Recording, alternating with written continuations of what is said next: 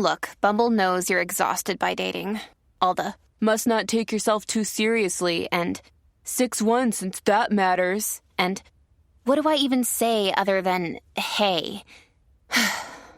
Well, that's why they're introducing an all-new Bumble, with exciting features to make compatibility easier, starting the chat better, and dating safer.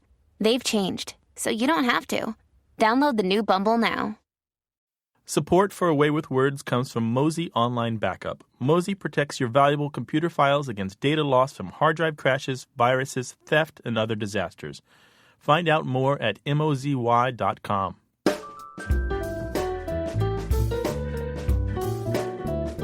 Welcome to another Minicast from A Way with Words. I'm Martha Barnett. Recently, the New Yorker magazine ran a profile of the writer David Foster Wallace, who died last year at the age of 46. The article included a line that I think Foster himself might have appreciated. It went like this: "He was known for endlessly fracturing narratives and for stem-winding sentences adorned with footnotes that were themselves stem-winders." So, what's a stem-winder? The word goes back to the mid-19th century.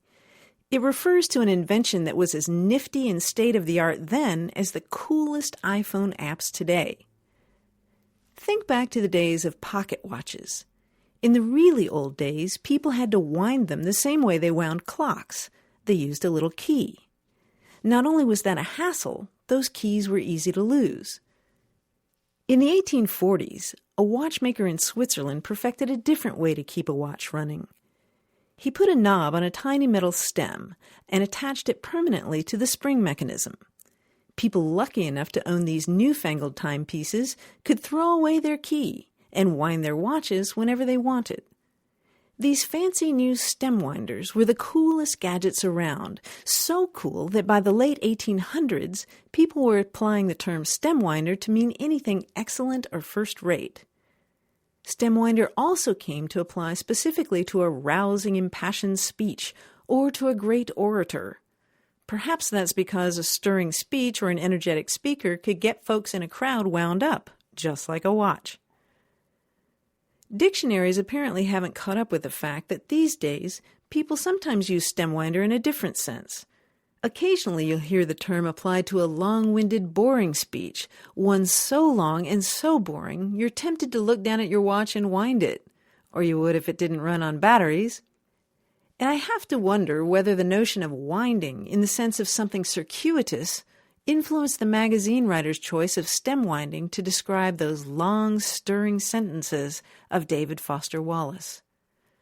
By the way, if you're a word lover, you'll definitely want to check out that article about Wallace in the New Yorker. The good news is you can find it online. We'll put a link to it on our website.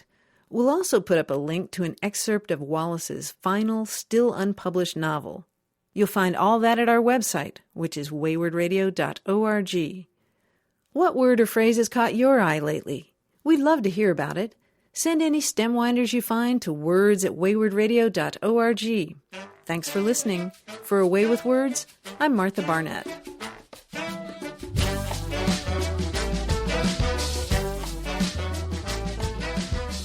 You can support this program by making a donation at waywardradio.org/donate.